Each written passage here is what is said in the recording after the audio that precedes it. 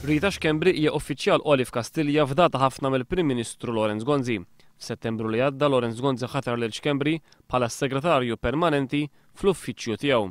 Fil-Parlament imbagħad lejn tmiem ix-xahar li għadda, Lorenz Gonzi kien qal li għandu rispett kbir lejn Xkembri għas-serjetà u l-integrità li skont huwa hija tħaddan.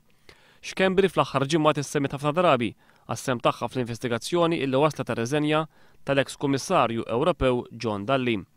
Nhar il-Ħadd il-Gazzetta Malta Today żvelat każ ġdid li jikkonċerna lil Rita Xkembri.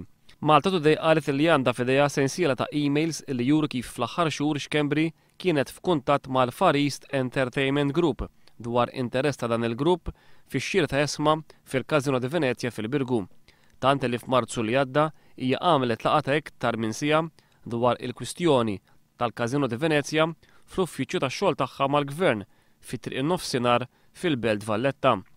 Dan kollu sar bi ksur tar-regola tal-kodiċi għall-uffiċjali għolja tal-Gvern għaliex l-uffiċċju tal-Prim Ministru la kien informat bil-kuntatti li Xkembri kellha dwar il-Casino di Venezia bħala parti minn xogħol privati illi ma ddikjarax li kienet qiegħda tagħmel u lanqas kien informat bil-laqgħa li organizzat fl-uffiċċju tagħha fil-Belt Valletta.